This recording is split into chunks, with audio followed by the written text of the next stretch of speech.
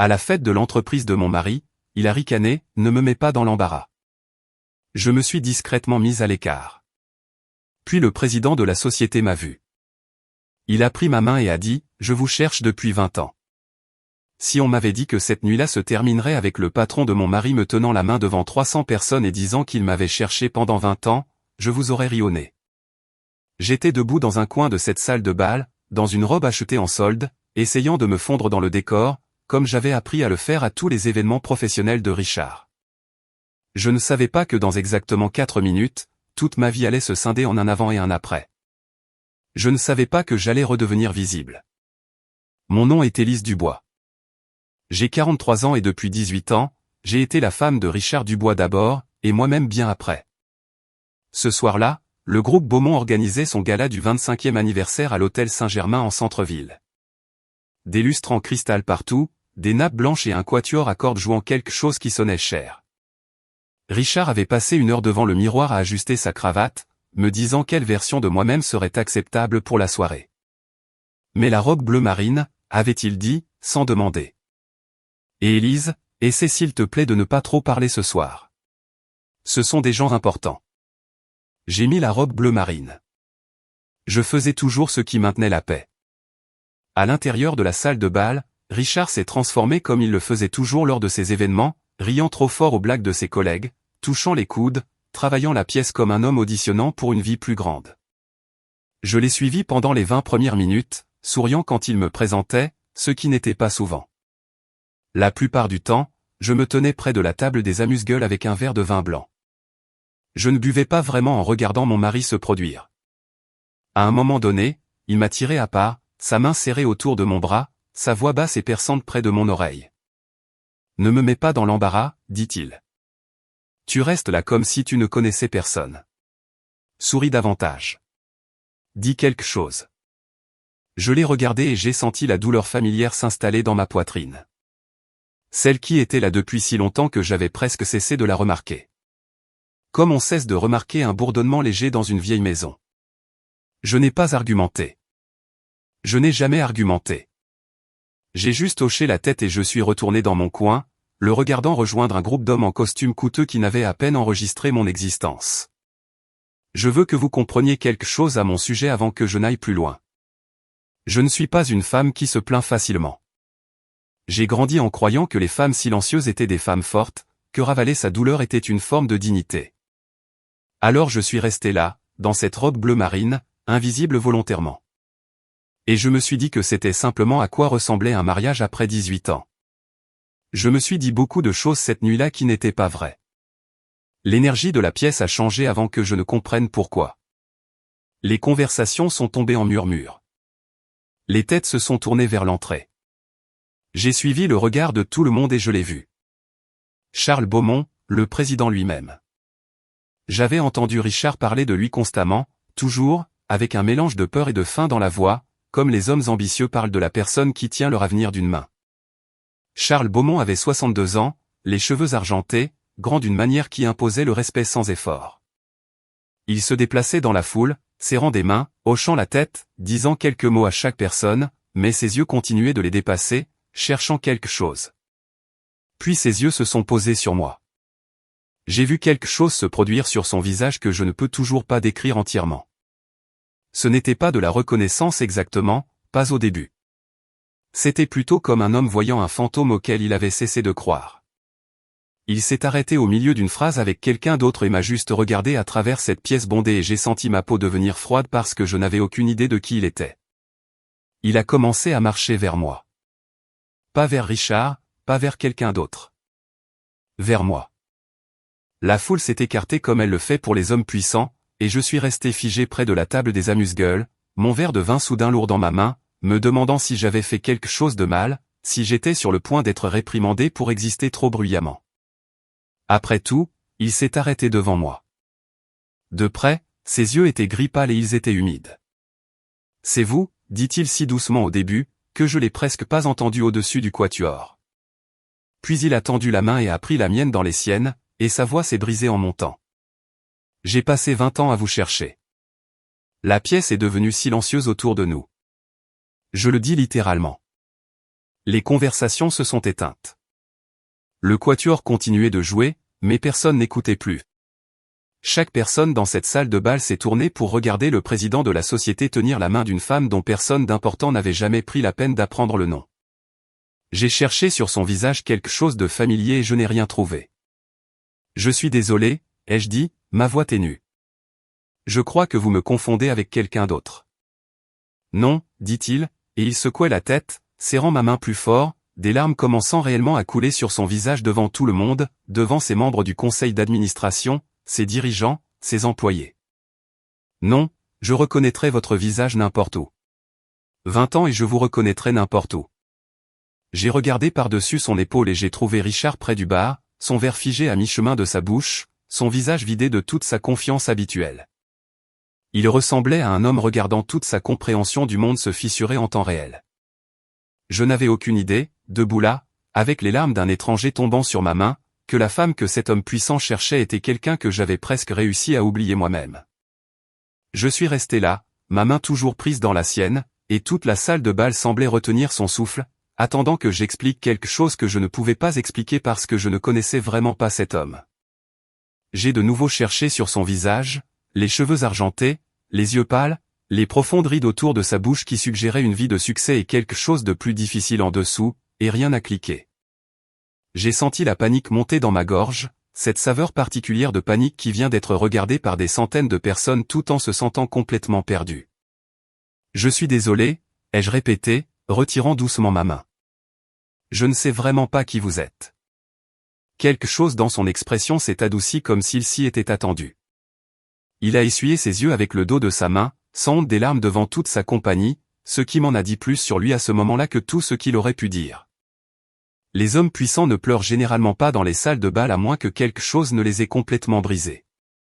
Il y a 20 ans, dit-il, sa voix plus stable maintenant, bien qu'encore empreinte d'émotion. Je rentrais de Lyon sur la Nationale 7. Il y avait une tempête, du genre où l'on ne voit pas à 1 mètre devant ses phares. J'ai heurté une plaque de verglas et j'ai quitté la route pour tomber dans un fossé. Ma voiture était écrasée du côté conducteur. Je ne pouvais pas ouvrir la portière. Je ne sentais plus mes jambes. J'ai senti quelque chose bouger au fond de mon esprit, lointain et flou, comme un rêve que j'avais fait une fois et que je n'avais jamais vraiment rappelé. J'avais 29 ans, continua-t-il, récemment divorcé, buvant trop, conduisant trop vite, parce que je ne me souciais pas trop de ce qui m'arrivait cette année-là. Je pensais que j'allais mourir dans ce fossé. Et puis il y a eu une femme.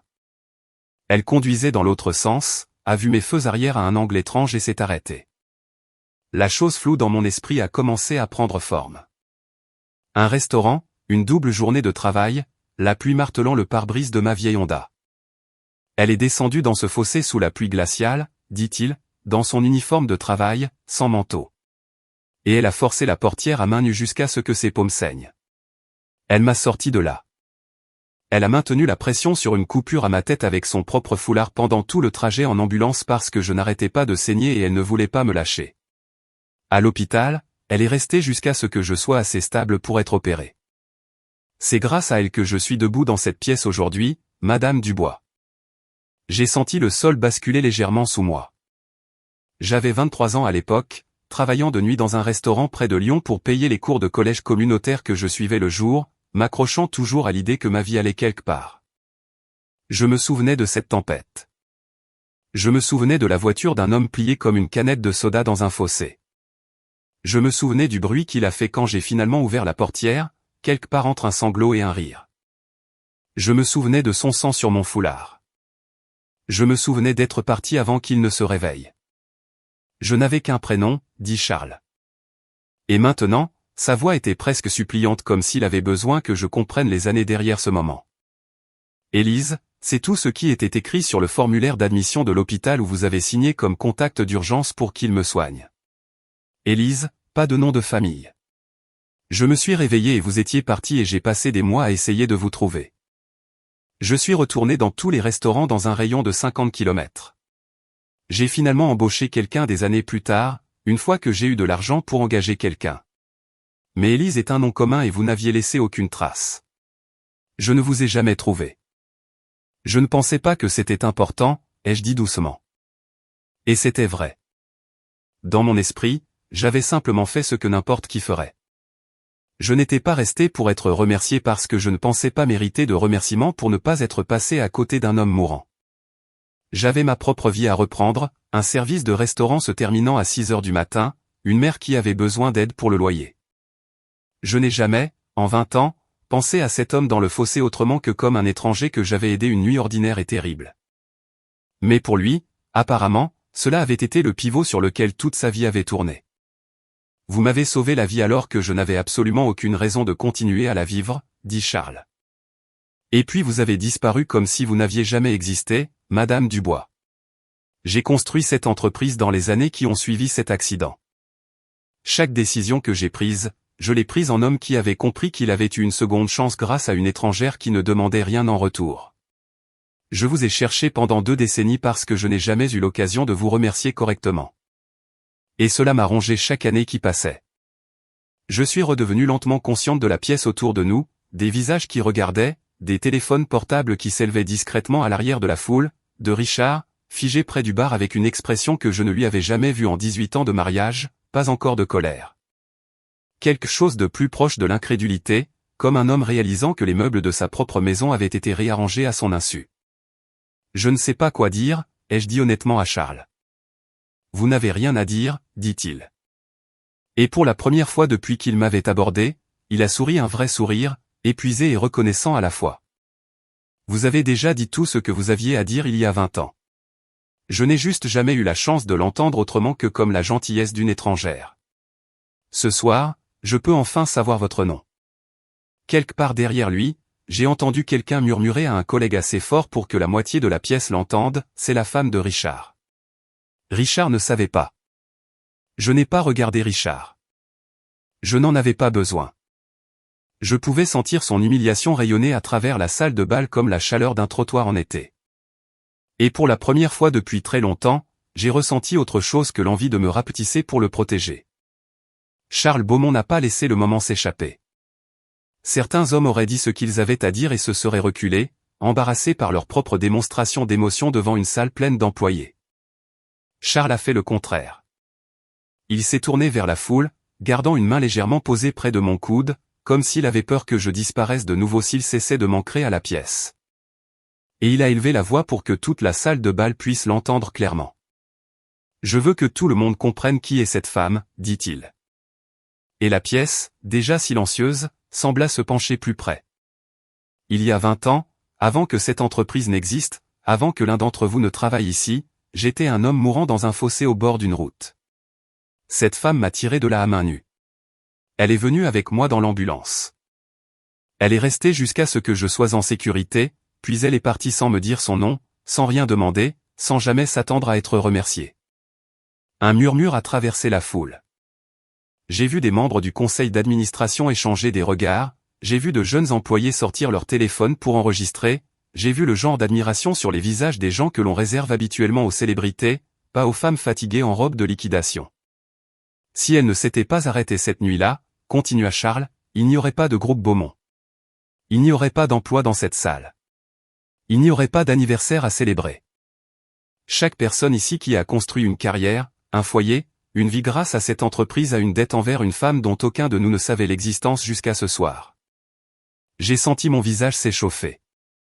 Je n'avais pas l'habitude d'être regardé, encore moins d'être regardé comme ça, comme quelque chose de précieux qui avait été égaré et enfin retrouvé. Une partie de moi voulait s'enfoncer dans le sol. Une autre partie de moi, une partie que je n'avais pas ressentie depuis très longtemps, s'est tenue un peu plus droite. Puis Charles s'est tourné vers Richard et la température de la pièce a semblé chuter. « Richard, dit-il, et mon mari a tressailli au son de son propre nom.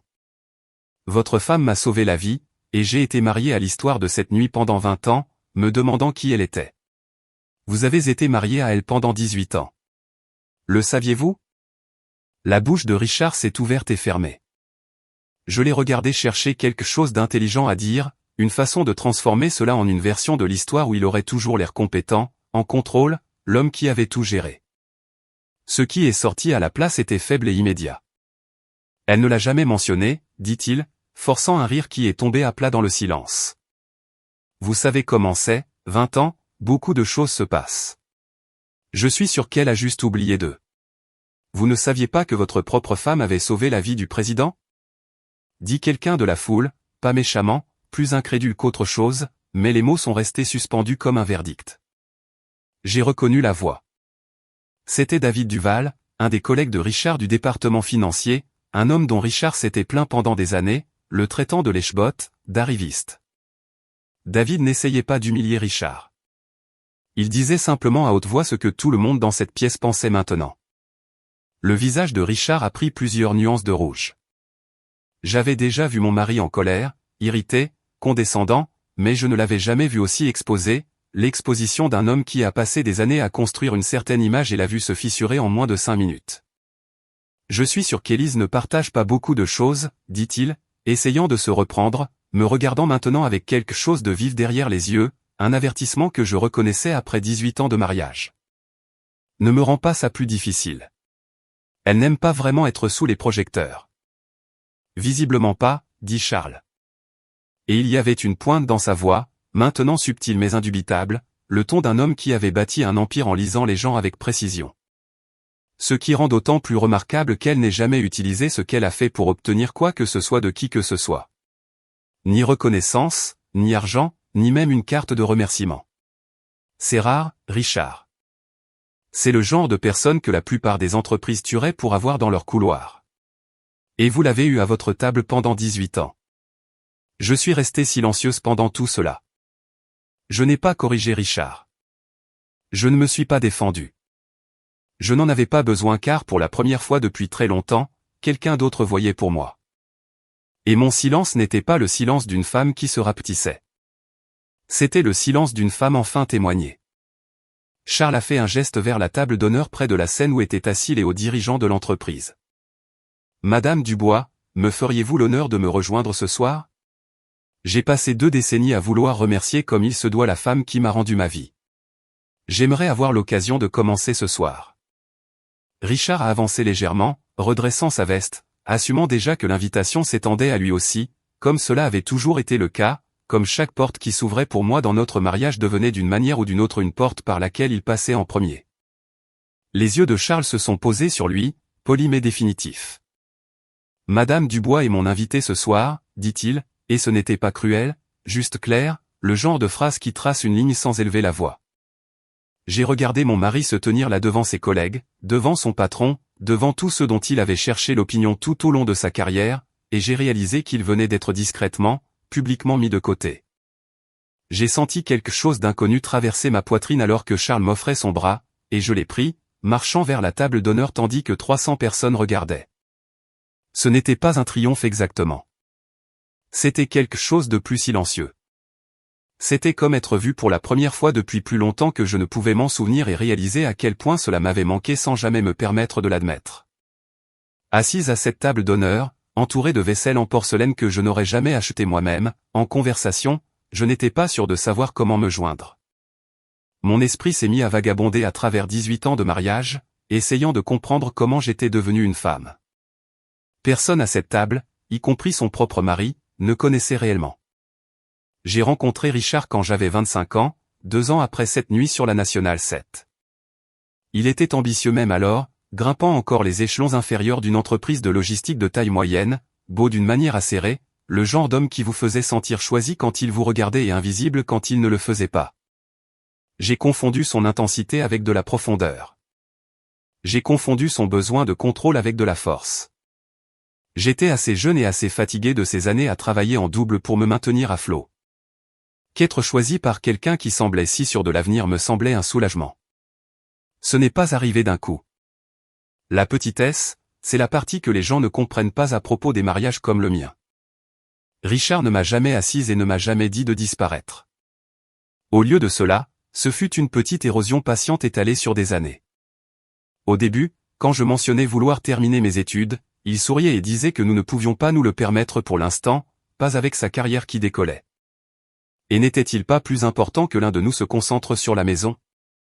Quand j'étais enthousiasmé par un emploi à temps partiel dans une organisation à but non lucratif locale, il a demandé ce que les gens penseraient d'une femme avec son nom de famille travaillant des heures de vente au détail.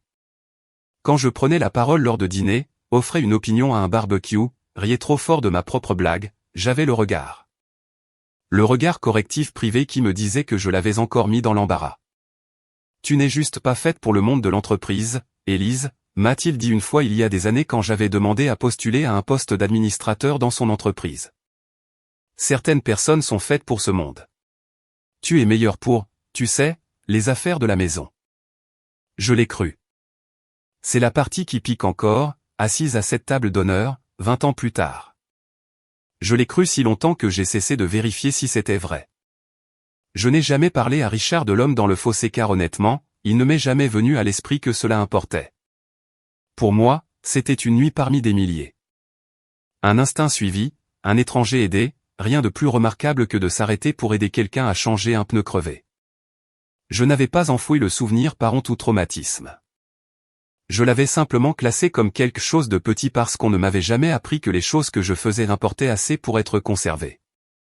Charles, assis à côté de moi, semblait maintenant sentir où mes pensées avaient divagué. Il s'est légèrement penché, sa voix juste pour moi sous le bruit de la pièce.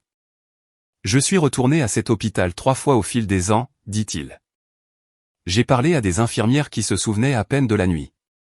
J'ai engagé un détective dans la trentaine quand j'ai enfin eu l'argent pour le faire correctement. Il n'a rien trouvé. Pas de nom de famille, pas d'adresse, juste Élise et une description qui aurait pu correspondre à 1000 femmes. Je ne savais pas que quelqu'un cherchait, ai-je dit doucement. J'ai gardé le foulard, dit-il, et quelque chose dans sa voix s'est légèrement brisé sur ces mots. Celui que vous avez utilisé sur ma tête. Je ne sais pas pourquoi je ne l'ai jamais jeté. Il est resté dans un tiroir de mon bureau pendant 20 ans, cette chose sentimentale ridicule, un homme adulte gardant un foulard taché de sang. Parce que c'était la seule preuve que vous étiez réel et non quelque chose que j'avais imaginé alors que j'étais à moitié conscient et terrifié. Je ne savais pas quoi dire à cela. Il n'y a pas de réponse polie à l'apprentissage qu'un étranger a construit un sanctuaire de votre gentillesse pendant que vous avez complètement oublié son visage. Je veux être honnête avec vous, continua Charles, plus silencieux encore, jetant un bref coup d'œil à Richard, assis à 2 tables, raide et nous observant comme un homme essayant de lire sur les lèvres. Ce n'était pas seulement de la gratitude qui me faisait chercher. Quelque part pendant les mois que j'ai passés à me rétablir, à penser à la femme qui m'avait sauvé et avait disparu, c'est devenu quelque chose de plus que des remerciements. J'ai construit toute une idée de vous dans mon esprit. Une version de vous qui était probablement injuste, trop parfaite, trop mythifiée. Je me suis dit que si jamais je vous trouvais, je vous dirais simplement merci et je vous laisserai continuer votre vie. Il s'est arrêté et je l'ai regardé décider s'il devait dire le reste. Mais assise ici ce soir, en voyant comment votre mari parlait de vous, comment cette pièce a réagi en découvrant qui vous êtes réellement, je ne pense pas que la femme que j'imaginais était injuste du tout. Je pense qu'elle était exactement juste. Et je pense qu'elle est assise dans des pièces comme celle-ci depuis des années sans que personne ne la remarque. J'ai senti la chaleur monter à mon visage, non pas par flatterie exactement, mais par le vertige étrange d'être vraiment vu par quelqu'un après si longtemps d'avoir été simplement toléré. J'ai jeté un coup d'œil à Richard, qui nous regardait avec une expression que je reconnaissais de toutes les disputes que nous avions eues, la mâchoire serrée, la fureur contrôlée bouillonnant juste sous une surface composée. Il détestait ça. Il détestait que je sois le centre de quelque chose qu'il ne pouvait pas gérer ou minimiser. Pour ce que ça vaut, ai-je dit à Charles, je ne regrette pas de n'avoir rien dit à personne. Je ne l'ai pas fait pour être trouvé. Je l'ai fait parce que vous aviez besoin d'aide et j'étais là. Je sais, dit-il, et il a souri, l'épuisement sur son visage, s'adoucissant finalement en quelque chose de plus doux. C'est exactement pourquoi cela a tant compté. De l'autre côté de la table, une femme du conseil s'est penchée vers moi et m'a gentiment demandé ce que je faisais comme travail ces jours-ci, s'attendant clairement à une réponse impressionnante pour correspondre à l'histoire. J'ai ouvert la bouche pour dire que je ne travaillais pas, que je n'avais pas travaillé depuis des années, que Richard avait toujours dit qu'un seul revenu suffisait tant que tout à la maison se passait bien, et j'ai senti l'ancienne honte commencer à monter dans ma gorge. Puis je me suis arrêté. J'ai regardé Charles, son foulard gardé dans un tiroir pendant 20 ans, sa conviction que j'avais valu la peine d'être cherché. Et pour la première fois depuis longtemps, je n'ai pas ressenti le besoin de réduire la vérité pour la rendre plus confortable pour qui que ce soit d'autre dans la pièce. Le gala s'est terminé vers 23 heures. Et au moment où j'ai trouvé mon manteau, Richard attendait déjà près de l'ascenseur du parking, les bras croisés, la mâchoire serrée de cette manière que j'avais appris en 18 ans à lire comme une prévision météorologique. Je savais avant qu'il ne dise un mot que la tempête s'était formée toute la nuit et que j'étais sur le point de m'y jeter. Les portes de l'ascenseur se sont refermées et il n'a pas attendu d'être en privé. « Qu'est-ce que c'était que ça ?» dit-il, sa voix basse mais perçante, résonnant contre les murs de béton du parking. « Tu n'aurais pas pu mentionner que tu connaissais Charles Beaumont ? 20 ans de mariage, et tu as juste, quoi, oublié de me dire que tu as sauvé la vie de mon patron ? Je ne savais pas qu'il était ton patron, ai-je dit. Je ne connaissais même pas son nom de famille avant ce soir, Richard. J'ai rencontré un homme dans un fossé. Je n'ai pas mis l'histoire de côté pour une utilisation ultérieure. Tu m'as fait passer pour un idiot devant toute l'entreprise. Il a de nouveau appuyé sur le bouton de l'ascenseur, bien qu'il soit déjà allumé, une de ses habitudes quand il voulait avoir l'impression de faire quelque chose de ses mains. Tu comprends ce que les gens vont dire lundi ? Que je ne connais même pas ma propre femme. Qu'elle était assise sur une connexion avec le président tout ce temps. Je n'étais assise sur rien, ai-je dit, et j'ai entendu quelque chose dans ma propre voix qui m'a surprise.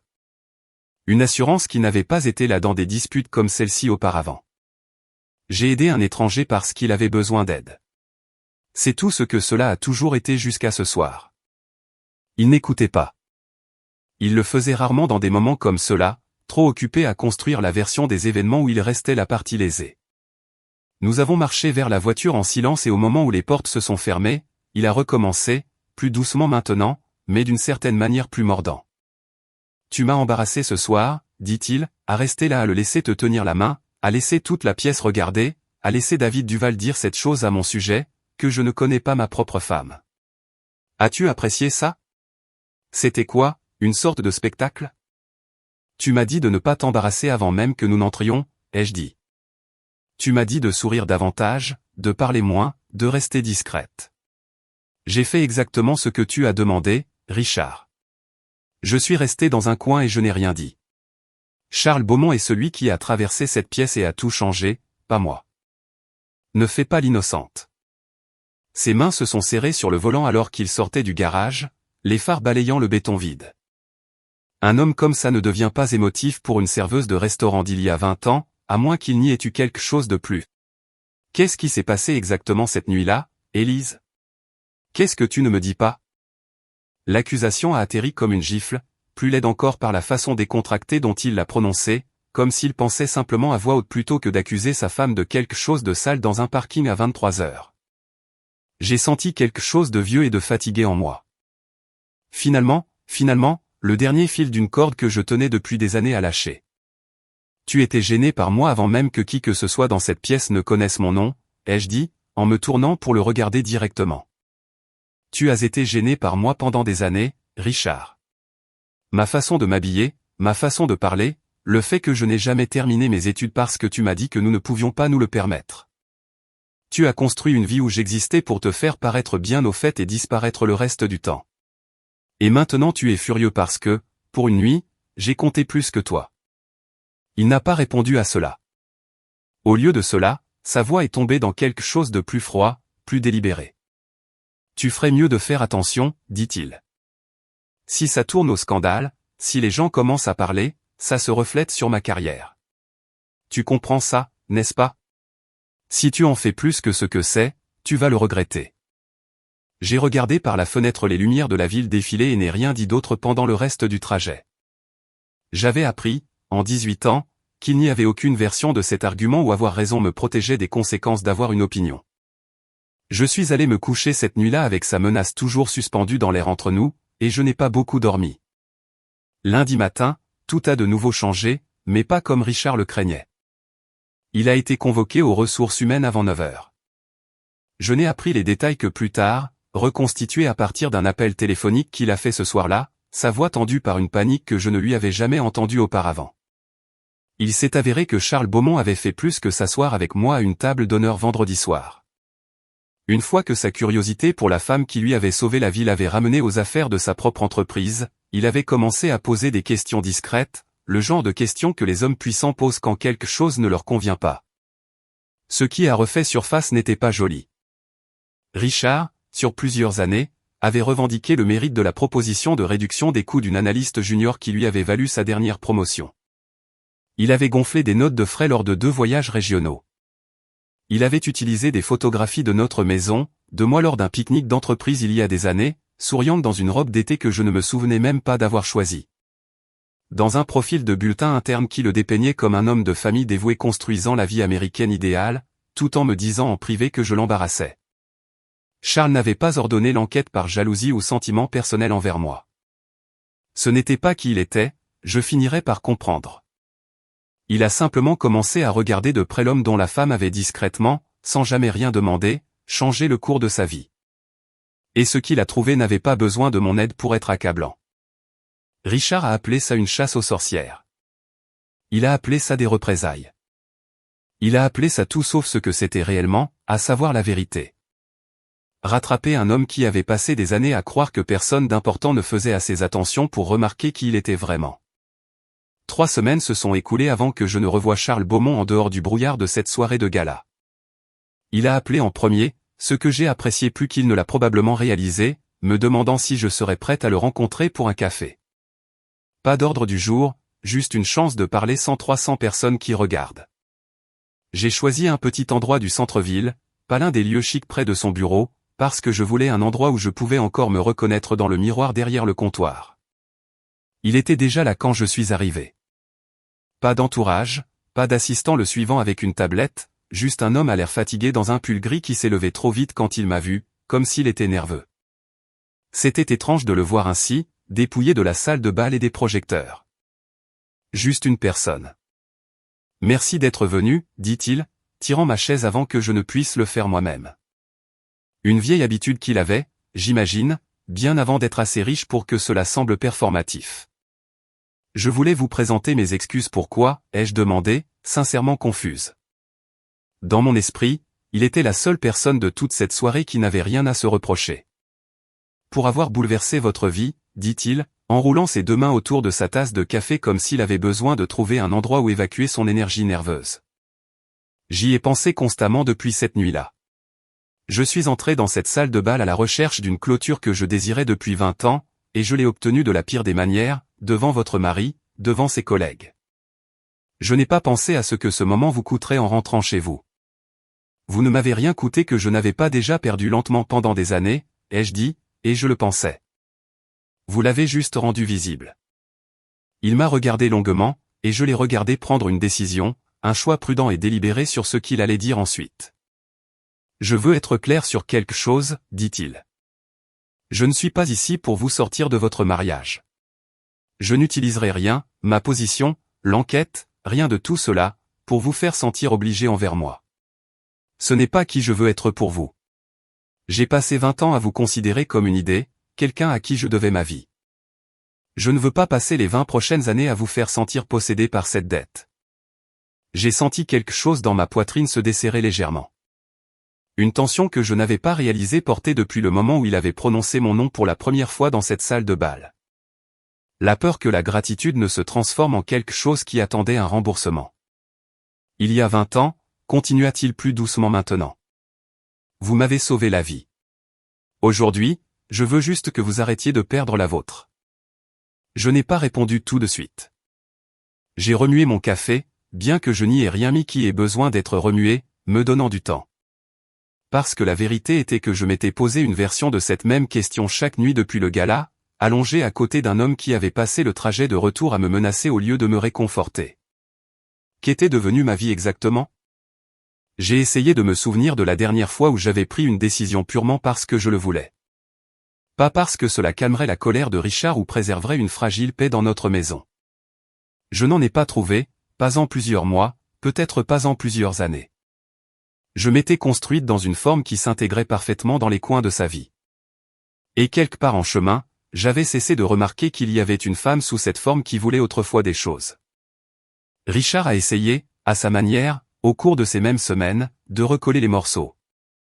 Il est rentré un soir avec des fleurs et des excuses déjà sur ses lèvres avant même d'avoir posé ses clés. J'ai été sous tellement de pression au travail, dit-il, debout dans notre cuisine avec les fleurs tenues comme un bouclier. J'ai dit des choses que je ne pensais pas. Tu sais, Je ne crois pas vraiment que tu aies fait quoi que ce soit de mal ce soir-là. J'ai regardé les fleurs, des œillets de supermarché bon marché, le genre que l'on achète quand on est pressé de réparer quelque chose plutôt que d'être vraiment désolé de l'avoir cassé. J'ai pensé au parking, à sa voix froide et accusatrice, à la menace enveloppée d'un avertissement sur mon comportement se reflétant sur sa carrière. Est-ce parce que tu es inquiet pour moi, ai-je demandé. Ou parce que tu es inquiet pour ce qui arrive à ton travail maintenant que l'enquête a commencé? Il n'a pas répondu assez vite. Cela m'a tout dit. Je veux être honnête sur ce qui s'est passé en moi pendant ces 3 semaines parce que ce n'était pas dramatique. Pas comme les gens s'attendent à ce que ces tournants soient. Il n'y a pas eu de moment unique de clarté, pas de coup de foudre. C'était plus lent que ça, plus comme un réveil progressif d'un long sommeil, prenant conscience pouce par pouce de l'étroitesse de la pièce dans laquelle j'avais vécu. J'ai commencé à me souvenir de choses sur moi-même que j'avais laissées en sommeil. Que j'aimais dessiner de vrais croquis au crayon que je remplissais de carnets avant que Richard ne dise que c'était une perte de temps. Que j'avais des opinions sur la politique, sur les livres, sur le monde, et que je les partageais à voix haute avant d'apprendre que les partager coûtait plus que ce que cela valait.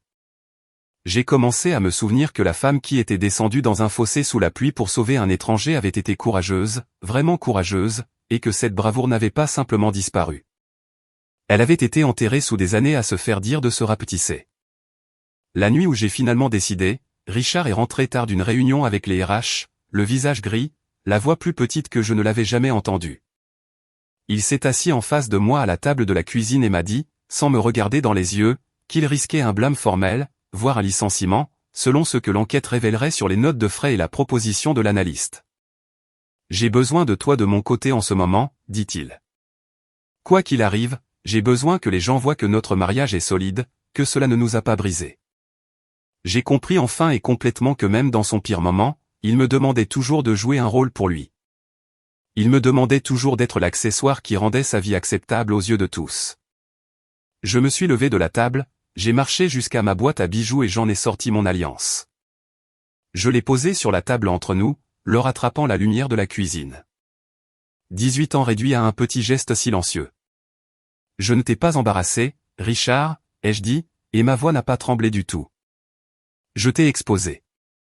Ce sont 2 choses très différentes, et je pense que quelque part, au fond de toi, tu as toujours connu la différence. Je l'ai laissé assis à la table, fixant l'anneau, et pour la première fois depuis plus longtemps que je ne pouvais m'en souvenir, je suis monté les escaliers jusqu'à notre chambre, sentant que l'air autour de moi était devenu plus grand. Je ne me suis pas jeté dans les bras de Charles Beaumont la semaine où j'ai quitté Richard. Je veux être clair à ce sujet car cela aurait été l'histoire facile à raconter, le nœud soigné à attacher à tout ce qui s'était passé. Au lieu de cela, j'ai emménagé dans un petit appartement d'une chambre à travers la ville, le genre avec des meubles de seconde main et un robinet qui fuyait dans la cuisine. Je me suis réparé avec un tutoriel vidéo et plus de patience que d'habileté. J'avais besoin plus que tout de savoir qui j'étais quand personne ne me demandait de me faire plus petite. Le divorce a pris 4 mois pour être finalisé. Richard ne s'est pas beaucoup battu, ce qui m'a surprise jusqu'à ce que je comprenne pourquoi. Il était trop absorbé par son propre déclin professionnel pour consacrer beaucoup d'énergie au nôtre. L'enquête interne a confirmé ce que Charles avait discrètement soupçonné, les notes de frais gonflées, le crédit pris pour un travail qui n'était pas le sien, et Richard a été rétrogradé de son poste de direction. Déplacé vers un rôle plus petit avec un bureau plus petit et un public beaucoup plus restreint pour son charme. Il n'a pas été détruit. Je tiens à le dire clairement car je n'ai jamais voulu sa ruine, seulement la vérité. Il a gardé son emploi, son salaire, sa fierté blessée mais intacte. Il a simplement dû vivre enfin avec les conséquences d'années passées à croire que personne d'important ne regardait d'assez près pour remarquer qui il était vraiment. Je l'ai revu une fois au tribunal, signant les derniers papiers. Il avait l'air plus vieux que dans mes souvenirs, fatigué d'une manière qui n'avait rien à voir avec le sommeil. « J'espère que vous êtes heureuse », a-t-il dit. Et je ne savais pas si c'était de l'amertume ou quelque chose de plus proche d'un espoir sincère. Je lui ai dit que je lui souhaitais la même chose, et je le pensais car porter de la colère pour un homme qui n'avait plus aucun pouvoir sur mes jours me semblait un gaspillage de la liberté pour laquelle j'avais tant lutté.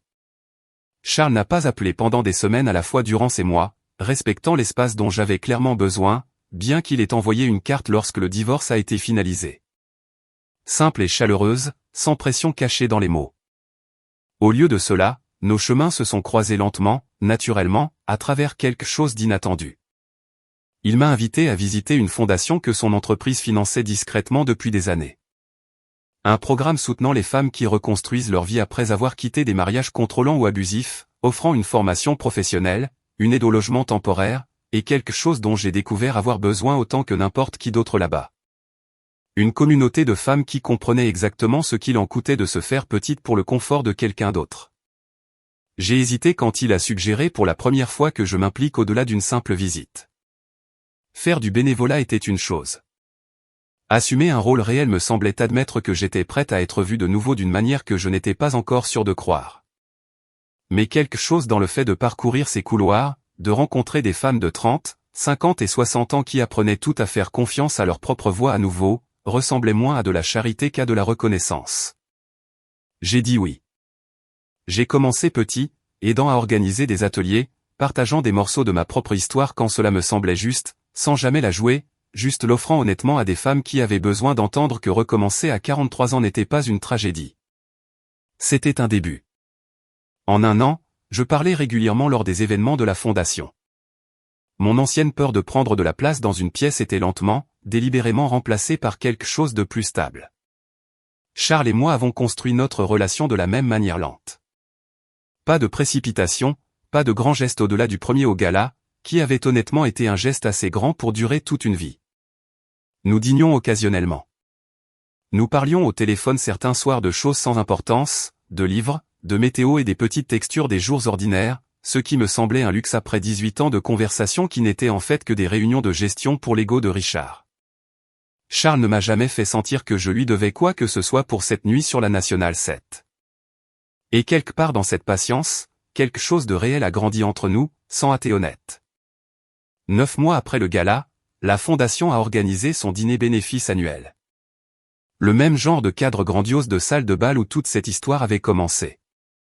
Bien que cette fois, je ne me cachais pas dans un coin dans une robe bleu marine de liquidation. Je me tenais à un pupitre dans une robe vert foncé que j'avais entièrement choisie pour moi, regardant une salle pleine de gens venus soutenir des femmes exactement comme celles que j'étais autrefois. J'ai trouvé Charles au premier rang avant de commencer à parler, ses yeux fixés sur les miens, fier d'une manière qui ne ressemblait pas à de la possession, juste une joie sincère de voir quelqu'un devenir pleinement elle-même.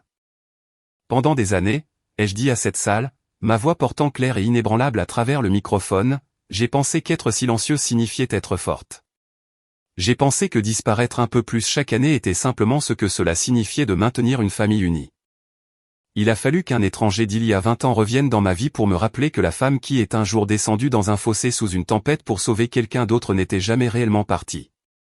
Elle attendait juste la permission de revenir. Mais parfois, la vraie force n'est pas de rester silencieuse pour maintenir la paix. Parfois, la force est de laisser enfin le monde entendre votre nom. Les applaudissements qui ont suivi ressemblaient moins à des éloges qu'à une reconnaissance. Des dizaines de femmes dans cette salle hochaient la tête parce qu'elles comprenaient exactement ce que ces mots m'avaient poussé à dire à voix haute. Après, Charles m'a trouvé près du bord de la pièce, 2 verres de champagne à la main, et m'en a offert un avec un petit sourire plein d'espoir. « Voudriez-vous dîner avec moi un de ces jours ?» a-t-il demandé. Non pas parce que vous m'avez sauvé la vie il y a 20 ans, mais parce que j'aimerais simplement vous connaître maintenant en tant que la personne que vous avez choisi de devenir. Je l'ai regardé, cet homme qui avait attendu 2 décennies puis attendu patiemment de nouveau que je retrouve mon propre chemin vers moi-même, et j'ai senti quelque chose s'installer chaleureusement dans ma poitrine qui n'avait rien à voir avec la dette ou le sauvetage. Cette fois, ai-je dit en souriant, vous n'aurez pas à me chercher.